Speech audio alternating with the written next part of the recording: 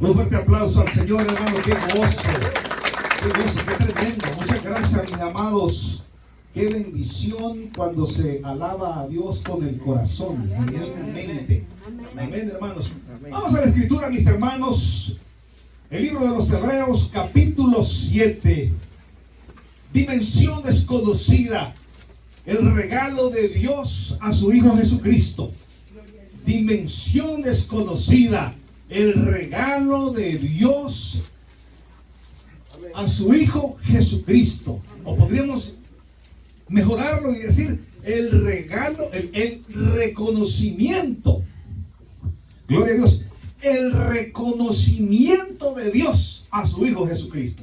Dimensión desconocida. Amén.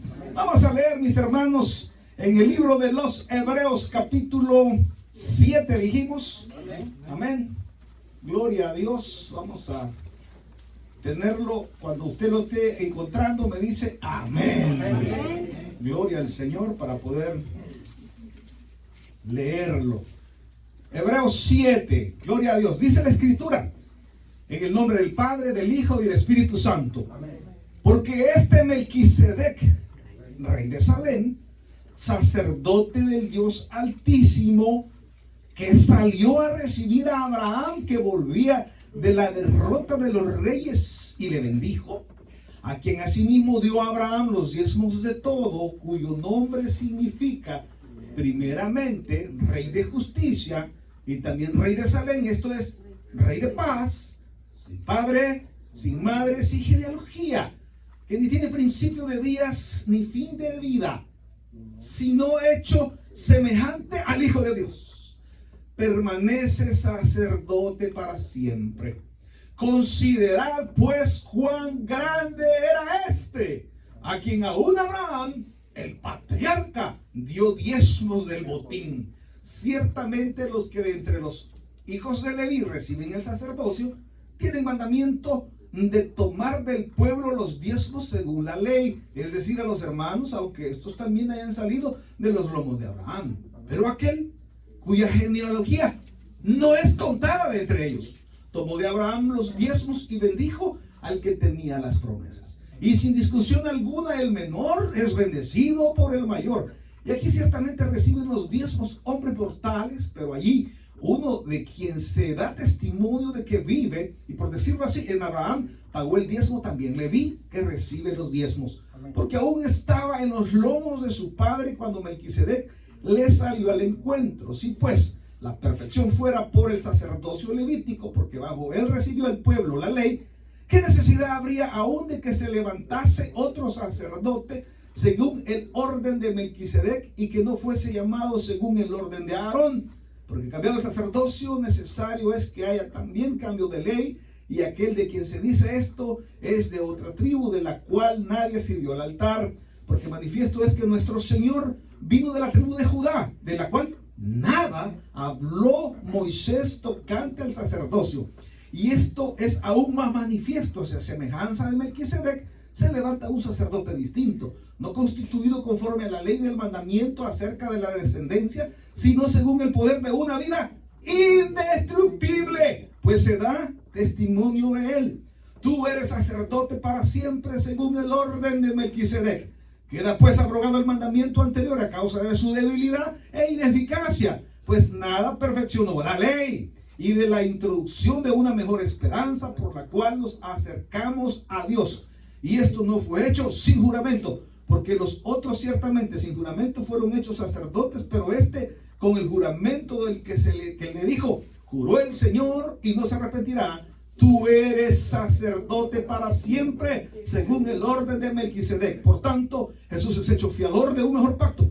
Y los otros sacerdotes llegaron a ser muchos debido a que por la muerte no podían continuar. Mas este, por cuanto permanece para siempre, tiene un sacerdocio inmutable, por lo cual puede también salvar perpetuamente a los que por él se acercan a Dios, viviendo siempre para interceder por ellos. Porque tal sumo sacerdote nos convenía, santo, inocente, sin mancha, apartado de los pecadores y hecho más sublime que los cielos, que no tiene necesidad cada día, como aquellos sumos sacerdotes, de ofrecer sacrificios por sus propios pecados y luego por los del pueblo, porque esto lo hizo una vez para siempre, ofreciéndose a sí mismo, porque la ley constituye sumos sacerdotes a débiles hombres, pero la palabra del juramento posterior a la ley, al Hijo, hecho perfecto para siempre. Oramos, Padre, bendice tu palabra, instrúyenos, háblanos al corazón, ministranos en el nombre de Jesús, amén y amén. Pueden sentarse, mis hermanos.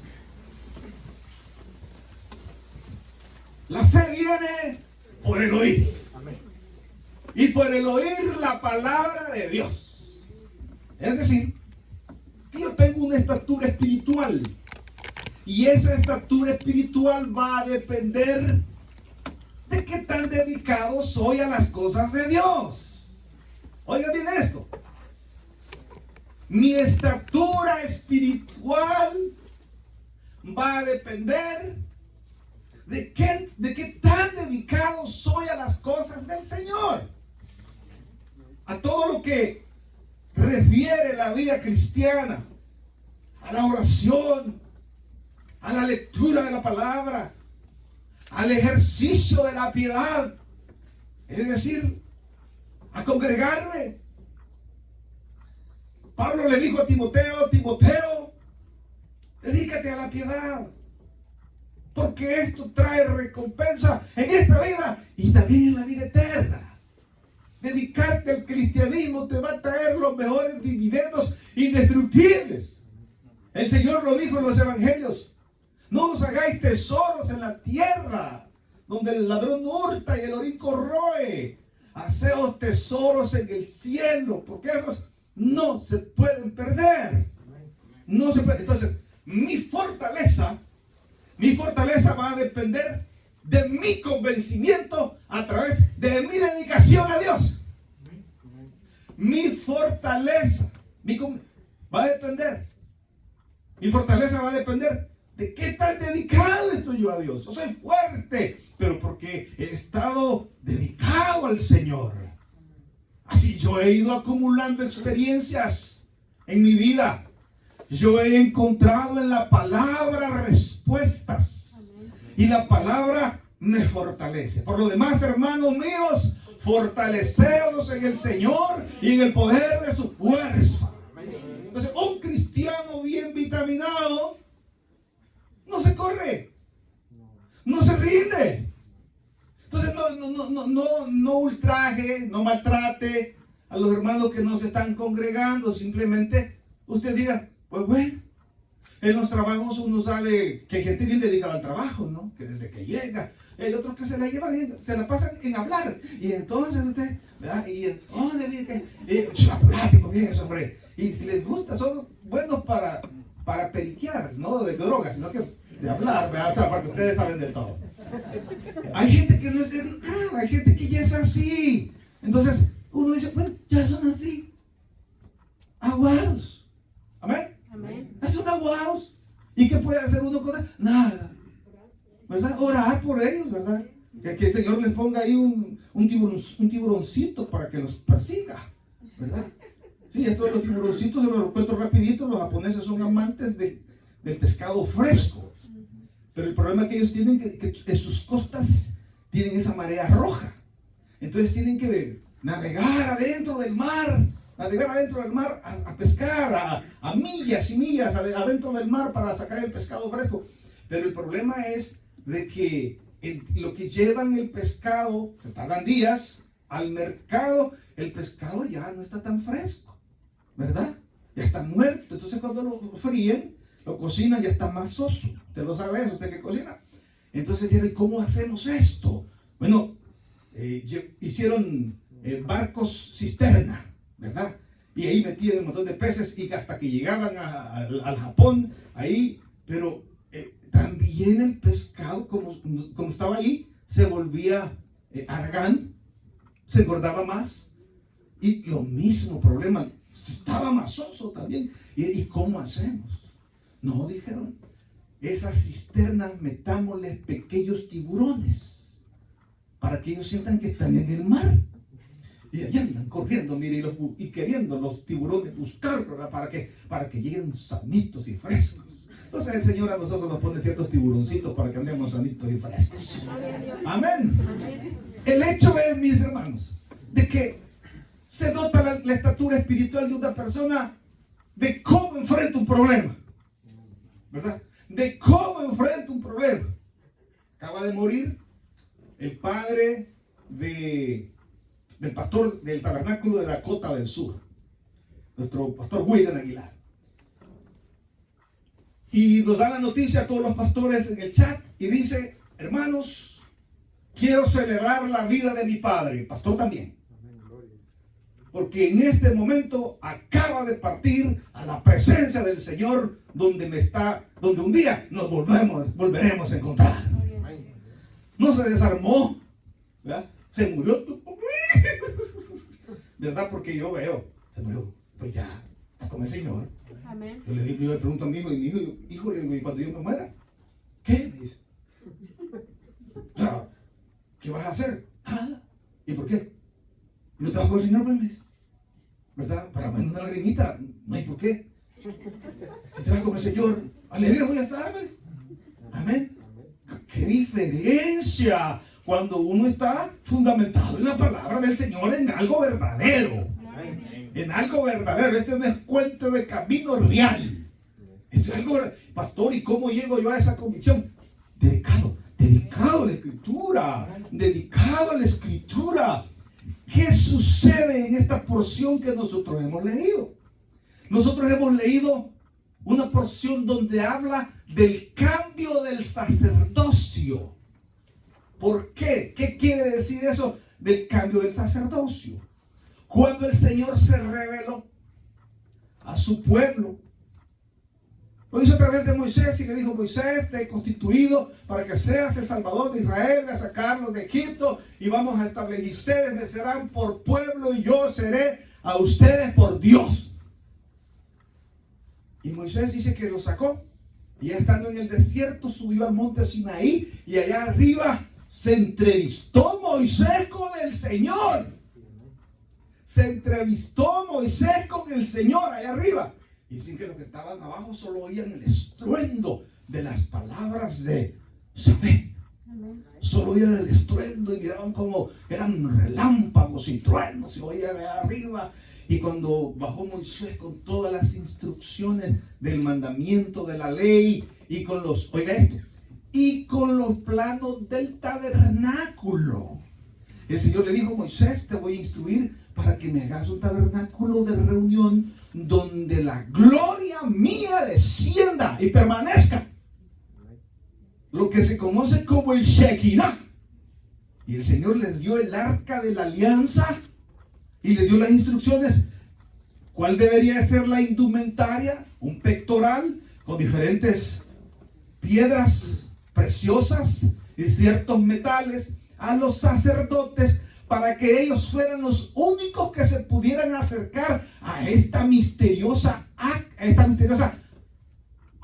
del pacto, que en su interior guardaba la gloria de Jehová, la gloria de Dios. Entonces, así que aquellos que se acercaban y no eran de los sacerdotes y no tenían la indumentaria para acercarse, morían en el momento hechos cenizas.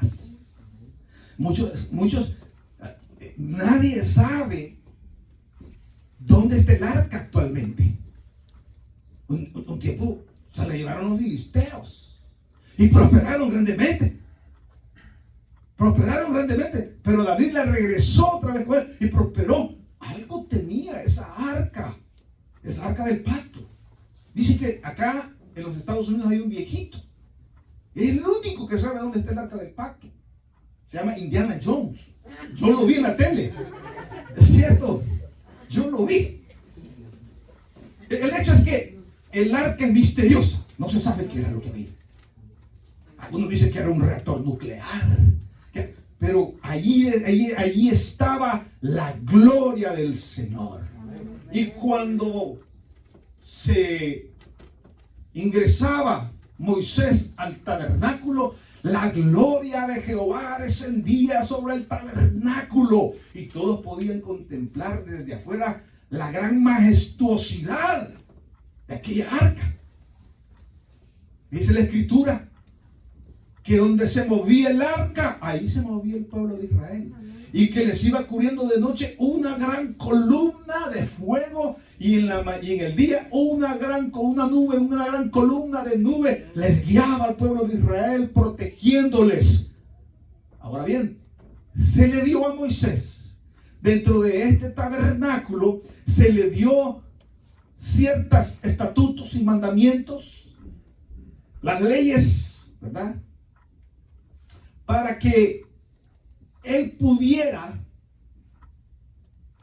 darle la promesa de salvación al pueblo de Israel, que consistía en diferentes clases de ofrendas, ¿verdad? Animales, ofrendas mecidas y diferentes clases de ofrendas sobre los 613 pecados que podía desobedecer Israel.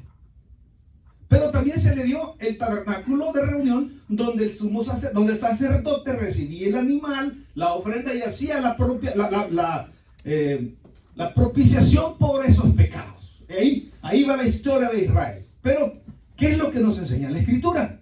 La Escritura nos enseña a nosotros que ese solamente es la imagen de lo que realmente está en el tercer cielo. La Escritura nos enseña de que este tabernáculo es simplemente la imagen de lo que hay verdaderamente allá en el cielo. ¿Qué significa eso? Que nosotros tenemos una copia que hizo Moisés. Una copia, los israelitas tienen una copia de lo que hizo Moisés. Entonces, ¿cuál es nuestra realidad? Nuestra realidad no es lo que estamos viviendo nosotros actualmente. Nuestra realidad no es, nosotros vivimos en una creación para ser juzgados.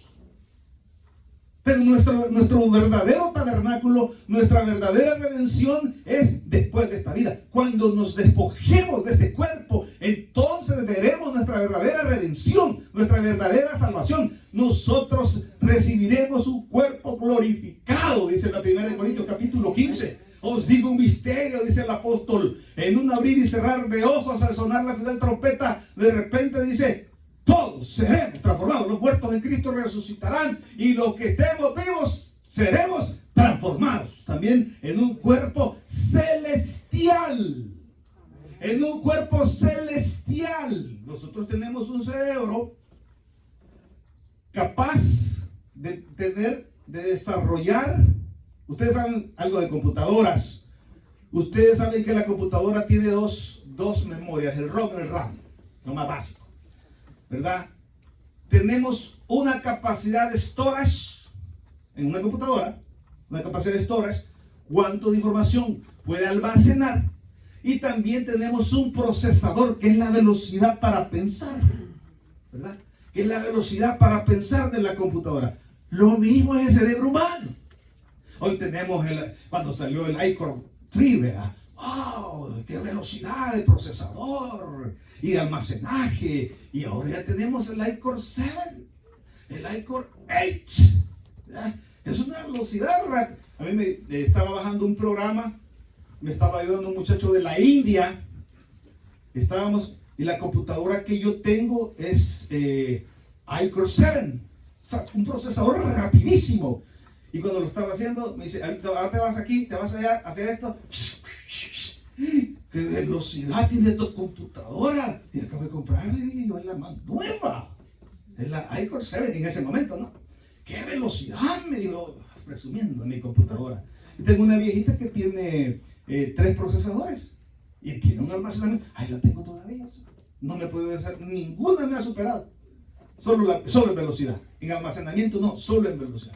Lo mismo sucede con el cerebro humano. Nosotros tenemos propiedades cognitivas y cognoscitivas. ¿Qué es eso, pastor? Que tenemos la capacidad nosotros de conectarnos con nuestro exterior a través del cerebro, a través de nuestras propiedades, de nuestras propiedades cognoscitivas. Y el nervio más fuerte que nosotros tenemos para comunicarnos con el exterior no es el tacto, sino la vista. La vista es un músculo, es un nervio que está aumentado a 100,000 veces más que el tacto. De manera que nosotros con el ojo no vemos, sino que percibimos. Nosotros sentimos en el ojo. En el ojo usted siente, es tan increíble este nervio que es capaz de captar los colores. Imagínense, usted toca acá y dice, sí, este es un mango, ¿verdad? O lo huele, si no, perdón, ¿verdad? Era papa. Tenemos la capacidad cognoscitiva de poder contactarnos con nuestro exterior. Le voy a dar un ejemplo. En la Segunda Guerra Mundial, un general venía el avión y soltó la bomba y él se tiró a su trinchera y ahí donde se tiró, ahí cayó la bomba. ¡Pah! Explotó y en la explosión él perdió su capacidad de hablar, perdió la vista, perdió el oído y perdió las 4 extremidades. Pero no se murió. El único que tenía era el sentido del tacto. El único que tenía para comunicar, para que vaya entrando en materia, la única forma de comunicarse con su exterior era el tacto. Entonces, cuando lo visitaron todos esos generales, le vieron el pedacito de ser que había ahí y que estaba vivo. De repente ven que le hacía así. Se está comunicando en clave Morse. Y empezaron a decir, y vieron que dijo, ¿qué me ha pasado? Ya le contaron, ¿verdad? Ya vino uno de los generales y le puso la mano en la frente y le dijo, una bomba te destrozó todo. Ya no tenés lengua, no tenés ojos, no tenés oídos, no tenés... Esto es algo real, hermano. No tenés nada. Entonces, ¿sabe qué es lo primero que dice él? Por favor, mátenme. Por favor, mátenme. Ahí lo puede buscar, googleenlo. Esa es una realidad. Nosotros tenemos la bendición de tener todos los sentidos. Algunos medio completos, pero los tenemos, ¿verdad? Que podemos comunicarnos con nuestro exterior. Alabado sea Dios porque tenemos ojitos. Amén. ¿En cuánto me vende un ojo, hermano? Véndame sus ojos. Le doy 10 millones de dólares. 50 millones de dólares. Los ojos. ¿Cuánto anda cargando? ¿Y usted que se sentía pobre? ¿Y usted que no tengo ni para el diezmo? Hermano, si viene en riqueza hoy. Amén. Su estómago está funcionando.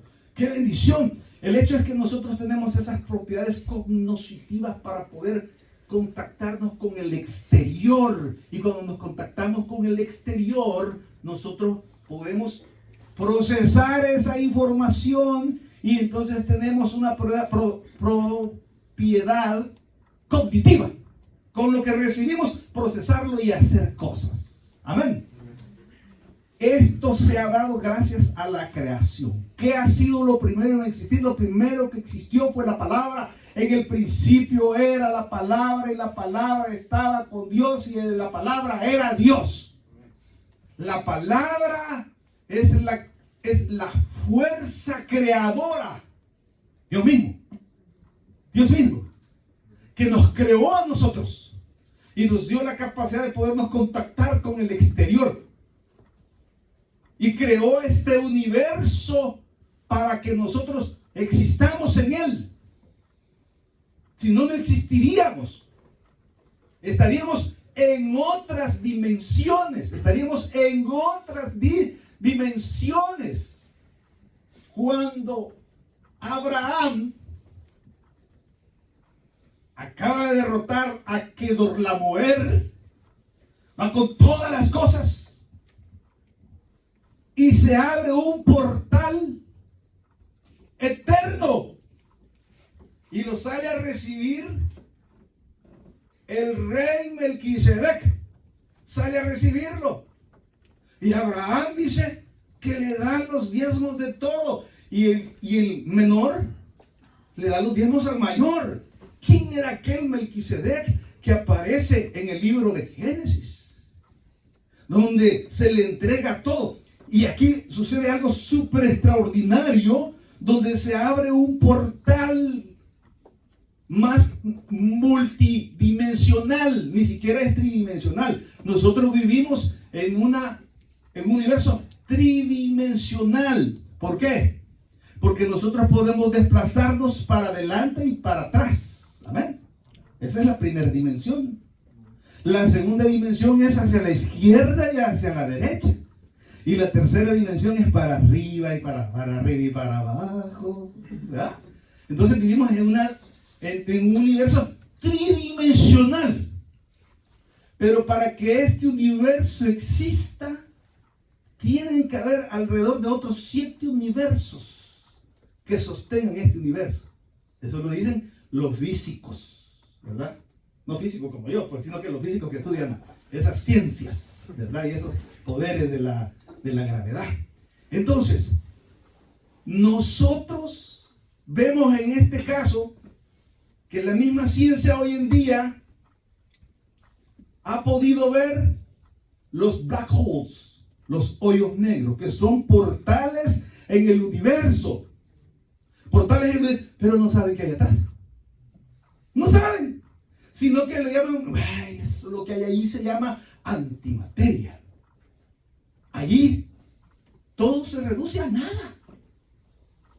A nada.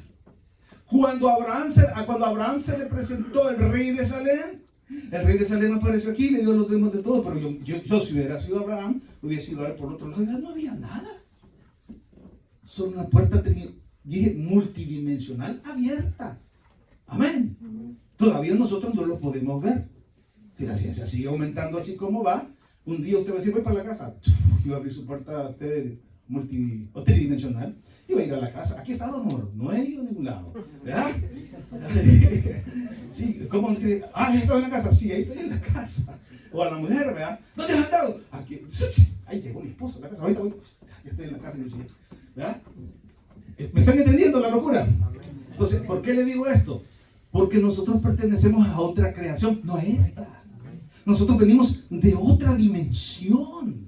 Y nosotros tenemos que alimentar nuestro cerebro de todas estas maravillas de Dios, dice el apóstol Pablo, para que conozcáis cuál es el conocimiento de Dios y entendáis cuál es la profundidad, la altura, la anchura, la largura de lo que representa las riquezas de Cristo en vosotros. Es decir, que no falta entrarle al tema de Dios para estar fortalecidos, hermanos. Amén. Nos falta. Entonces, en el sacerdocio de Melquisedec, Dios mismo se despoja de su antimateria, de su estado eternal, se despoja y cae a este universo. Y en este universo él mismo se despoja de todos sus poderes. Y crece como niño. Y crece como niño y él mismo se ofrece para cambiar el estado del hombre. ¿Por qué? Porque leímos ahí que esta ley y estos sumos sacerdotes no pudieron hacer perfectos a nadie, sino que por su debilidad. Es decir, no que la ley fuera mala, ¿verdad? Dice Romanos 8:3. No que la ley fuera mala, sino que la ley me permitía a mí pagar mis pecados, pero en mí permanece mi naturaleza pecaminosa, y a causa de mi debilidad en la carne, la ley no puede hacerme salvo. Amén. Amén. Porque recién estoy presentando yo mi sacrificio y ya dice, y ya rapidito solo volteé a ver y ya pequé. Amén. Entonces mi pecaminosidad permanece en mí, por eso es que la ley no puede hacerme salvo, no puede efectivamente salvarme. Entonces, ¿qué sucede? Cambiemos el sacerdocio. Cambiemos al sacerdocio y hagamos un sacerdocio que no tiene que ver con el sacerdocio de Aarón, porque el sacerdocio arónico le fue dado a hombres pecadores. Es necesario un sacerdocio que no tenga conexión con el pecado, que no tenga padre, ni madre, ni origen, ni conexión con el pecado y con los hombres, sino que venga de aquella dimensión, que venga de aquella dimensión. Y aquella dimensión, y viene Cristo y dice, bueno, no lo vamos a hacer de los arónicos, no lo vamos a hacer de los levitas a los que les fue entregado el ministerio, lo vamos a hacer de alguien que nadie sabe. Hagámoslo de la tribu de Judá. Y el sacerdocio dice que siendo nuestro Señor Jesucristo de la tribu de Judá, le es entregado para que Él mismo pueda ser el nuevo sacerdote obedeciendo. Y este título, el Señor, dice el libro de los Hebreos, que Él aprendió a ser obediente. Amén. Aprendió a ser obediente, a someterse al Padre. Pero aquí viene lo hermoso. Aquí viene lo hermoso. Lo hermoso de esto es que siendo en forma de Dios, no estimó el ser en forma de Dios como cosa a que aferrarse, sino que fue obediente hasta la muerte de cruz. ¿Para qué? Para que en el nombre de Jesús se doble toda rodilla de lo que está en la tierra, en el cielo, debajo de la tierra, en todo este universo, y que toda lengua confiese que Jesús es el Señor, para gloria del Dios Padre. Amén. Gloria a Dios. Para gloria del Dios Padre. Entonces tenemos un sacerdote que el Señor lo premia, y ahora los premios según el sacerdocio eterno. Solo hay uno. ¿Cuál es? Aquel que obedeció y fue hasta la muerte, y al morir el Señor lo premia. Por lo tanto, eres tú sacerdote según la orden de Melquisedec. ¿Cómo es? Dice, porque tal sumo sacerdote nos conviene. Versículo 26. Porque tal sumo sacerdote nos convenía, santo, inocente, sin mancha, apartado de los pecadores y hecho más sublime que los cielos, que no tiene necesidad cada día, como aquellos sumos sacerdotes, de ofrecer primero sacrificios por sus propios pecados y luego por los del pueblo, porque esto lo hizo una vez para siempre, ofreciéndose a sí mismo. Porque la ley constituye sumos sacerdotes a débiles hombres, pero la palabra del juramento posterior a la ley, al Hijo hecho perfecto para siempre. Regresamos al 14. Porque manifiesto es que nuestro Señor vino de la tribu de Judá, de la cual nada habló Moisés tocante al sacerdocio, y esto es aún más manifiesto. Si a semejanza de Melquisedec se levanta un sacerdote distinto, no constituido conforme a la ley del mandamiento acerca de la descendencia, sino según el poder de una vida indestructible, según el poder de una vida que no pertenece a esta dimensión. Porque aquí todo muere. Aquí todo muere. Muere hasta la materia. Hasta la materia. Muere hasta la materia. Y dice más adelante, no constituido conforme a la ley del mandamiento acerca de la descendencia, sino según el poder de una vida indestructible, pues se da testimonio de él. Tú eres sacerdote para siempre, según el orden de Melquisedec. Ese es el premio que el Señor, el Dios Padre, le entrega a su Hijo Jesucristo. El sacerdocio eterno que no pertenece a esta creación. Vamos un poquito, ahí dele un poquito, capítulo 9. Ahí, amén. Vamos a leer, hermanos, desde el 6 en adelante. Amén. Y así, dispuestas estas cosas, amén. Estamos hablando del tabernáculo, el físico, el que se vio. Así, dispuestas estas cosas, en la primera parte del tabernáculo entran los sacerdotes continuamente para cumplir los oficios del culto. Pero en la segunda parte, sobre el sumo sacerdote una vez al año, no sin sangre, la cual ofrece por sí mismo y por los pecados de ignorancia del pueblo, dando el Espíritu Santo a entender con esto que aún no se había manifestado el camino al lugar santísimo, entre tanto que la primera parte del tabernáculo estuviese en pie, lo cual es símbolo para el tiempo presente, según el cual se presentan ofrendas y sacrificios que no pueden hacer perfecto en cuanto a la conciencia al que practica este culto. ya que consiste solo de comidas y bebidas de diversas abluciones y ordenanzas según acerca de la carne, impuestas hasta el tiempo de reformar las cosas.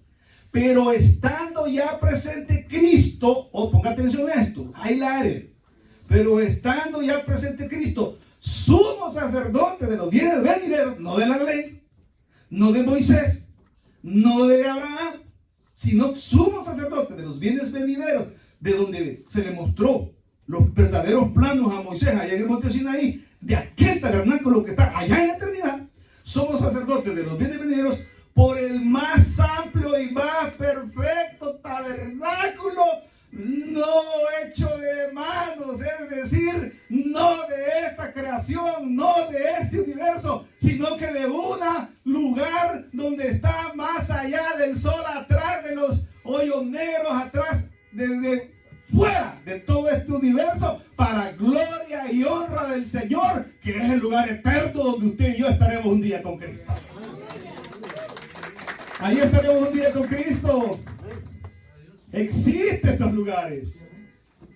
La Escritura nos enseña, hermanos, nos va mucho más allá. Ya la partícula de Higgs, ¿verdad? Los hadrones y todas esas cosas, ¿verdad? Que están buscando la partícula de la vida y todo eso. Si eso a nosotros no nos parece cosa del otro mundo. Ay, que chocaron y que me está contando mi hijo de que todos los experimentos ya cesaron por el peligro de crear un agujero negro, la antimateria. Y si la antimateria se come todo el universo, ¿y dónde vamos a quedar?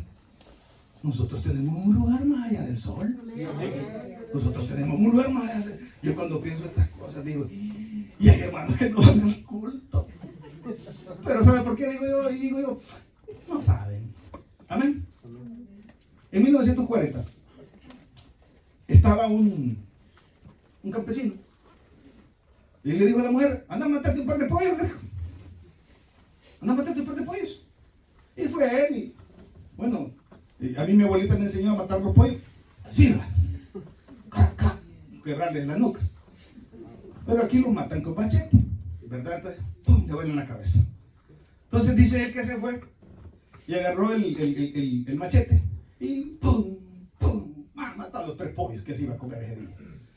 Y de repente dice que cuando fue a ver para desplumarlos con el agua caliente, solo habían 2. Y dijo, el perro se llevó al otro. Dijo, ¡ay, qué cólera!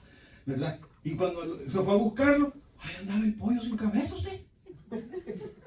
¡Ay, andaba el pollo sin cabeza! Muy bien, para todos lados. Y lo agarra usted. Y por ahí le daba agüita por el hoyo que tenía. Y entonces se lo llevaban a las universidades más grandes, ¿verdad? El pollo ese lo anduvieron por todo Estados Unidos, en circos, en universidades, el pollo sin cabeza. Y entonces un neurocirujano determinó que la parte cognitiva y cognoscitiva del pollo, o sea que cuando venía el machete, el pollo no agachó la cabeza, sino que agachó el cerebro. Amén. Agachó el cerebro y le dejaron un pedacito. Y le dejaron un pedacito para vivir. Entonces cuando yo digo, y cuando los hermanos ya dejan de creer y se van hablando tonteras, son como ese pollo sin cabeza, sin cerebro. ¿Por qué? Porque sí, tienen un pedacito para ir a trabajar, ¿verdad? Tienen un pedacito. ¿Quién lo googleó? El pollo sin cabeza. Ah, ya lo vi. Hermano, digo yo, ellos no tienen la culpa. Si tienen la culpa de no haber obedecido al Señor, tienen la culpa de no haberse instruido en la palabra. Porque si usted llega a conocer, hermano, la anchura, la altitud, la longitud y las profundidades de las riquezas de Cristo, usted espera al Señor. Yo soy optimista, soy el hombre más optimista que usted puede imaginar. Pero con el COVID-20, que es doblemente contagioso, y más destructor. Ya está cerrado toda Europa hoy.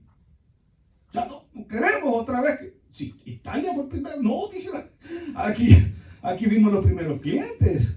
Madrid ya cerró también España. A la nueva cepa del coronavirus, ¿verdad? Entonces, y me preguntan a mí en una entrevista en televisión, me preguntan, ¿y por qué no vino? Me dijo, ningún teólogo a profetizarnos. Si nosotros lo venimos haciendo desde hace años, ¿de qué vendrán pestes destructoras? No sabemos los tiempos, pero que la palabra del Señor se está cumpliendo, se está cumpliendo. Esto se llama principio de dolores, donde la iglesia va a contemplar todos los juicios que vienen a esta tierra. Amén. Y yo ya le dije, ¿verdad? Y dijo el Señor, esta generación no pasará desde que la higuera de fruto retoñe la higuera, no pasará esta generación sin que pasen todas estas señales. Y las generaciones están entre 70 y 80 años. De 1948, que se fundó Israel, se refundó Israel, súmele 70, 80 años y llegamos al 2028, ¿verdad? O sea que como, y agreguémosle la espada que cayó, capítulo 9 de Apocalipsis, y yo, Juan, dice, vi una estrella que cayó y ¡pam! Impactó la tierra. ¿Vos creéis? Apocalipsis 9. Alguien que lo lea con voz de trompeta de arcángel. Amén. Dice, y yo, Juan, vi una estrella que cayó del cielo. Amén.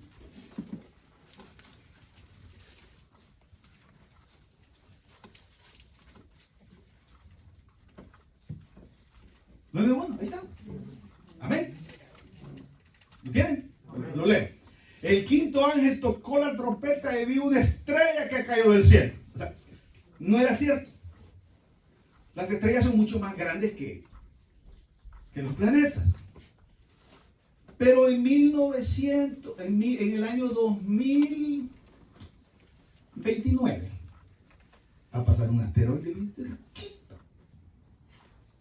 Y ya se calculó Kepler, ya se calculó en base a Copérnico, y que no va a impactar con la Tierra, pero que va a llegar un momento en que lo vamos a ver tan grande como la Luna. ¿Alguien sabe el nombre? Apophis. Ahí usted puede. Gracias. Muchas gracias. Apophis va a pasar, sí, pero va a ir a dar la vuelta al Sol. ¿Sabe cuánto se va a tardar en regresar? 7 años. El reinado del anticristo. Y cuando regrese, ahí no se sabe si va a caer por aquí cerca, ¿verdad? Ahí no se sabe. Pero aquí lo dice la Escritura. Y quiten la Biblia de aquí. Apophis es una realidad. Las pestes son una realidad. Lo que estamos viviendo es una realidad. Sea creyente o no creyente, el fin viene. Amén. Y el regalo que le dio el Padre a su Hijo Jesucristo fue reconocerlo bajo la orden de Melquisedec. Dice ahí, no, ¿verdad? Vamos al 7. Amén. El 9 dijimos, 9:11.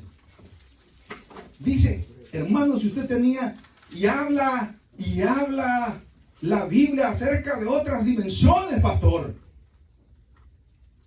Miren lo que dice ahí, el 11. 9:11. Y tiene, estamos en Apocalipsis aquí. Pero estando ya presente Cristo, sumo sacerdote de los bienes venideros, es decir, del tabernáculo eternal, ¿se está entendiendo? Amén. Capítulo 14 de Corintios. Y yo, Pablo, fui llevado en la carne, no lo sé, si en el espíritu no lo sé, pero sí les puedo dar testimonio de que fui a un lugar donde cosa que ojo jamás vio y oído jamás escuchó. Ahí está la orden tridimensional suprimida, porque no hay ojo, que no hay distancia. No hay distancia. no hay lugar, cosa que oído jamás escuchó y ojo jamás vio, son las que están preparadas para aquellos que han creído en el Rey de Reyes y Señor de Señores. La gloria sea para el Señor, pastor. ¿Y ahora qué podemos hacer? Ahora fortalecernos en el poder y su fuerza. Fortalecernos en el Señor y en el poder de su fuerza. Y usted tiene que ser científico. Amén. ¿Y qué está pasando, hermano? El Señor nos va a venir por nosotros y nos va a trasladar a otro plano dimensional. Y este está sobado. Y este está loco. No es que el Señor viene por nosotros para entablar su reino en la eternidad y nosotros seremos reyes y sacerdotes con Él. Este está loco. No estamos locos. Estamos más vivos que los científicos. Pero yo siendo científico, sin ser creyente, ha de ser bien duro estar condenado. Es como que lo manden a uno a un viaje sin retorno. Ahí están pidiendo, ¿verdad? SpaceX, ¿verdad? Está pidiendo voluntarios para ir a Marte. Solo viaje de ida. Hay que ir a colonizar allá porque el regreso no alcanza el gas. Mi hijo me dice que él se va a ir. Él es amigo del muchacho ese, ¿cómo se llama? Elon Musk, ¿verdad? Yo pues ya voy a escribirme, digo, decir que yo voy. ¿Ya? No, hijo, no hagas eso, es como mandarte a la guerra sin retorno. Bueno, pero él está en su derecho de hacerlo, ¿verdad? Después de los 18 años, ahorita no. Amén. Hermano, nosotros somos científicos. Somos los científicos de la Biblia. Hábleme usted de cualquier término y yo se lo voy a decir acá. El libro de Job es el primer libro escrito de la Biblia y ahí le dice el Señor: oh, ¿dónde estabas cuando yo diseñé la redondez de la tierra? Cuando le suprimí las fuerzas a los océanos para que no se salgan. ¿Dónde estabas? Oh, si nosotros tenemos más gente. ¡Ay, los dinosaurios! Y ahí lo mismo le dice el Señor a Job: oh, así como el behemoth con su cola arrastra miles de árboles de un colazo. ¿Y el que animalero de un dinosaurio? Amén. Amén. Pues sí, si nosotros tenemos respuesta para todo. Entonces, hermano, la Biblia lo dice, claro. Pero hay hermanos que no saben de estas cosas. Amén. Ni siquiera saben si son salvos. Todavía andan diciendo, eres salvo, ¿verdad?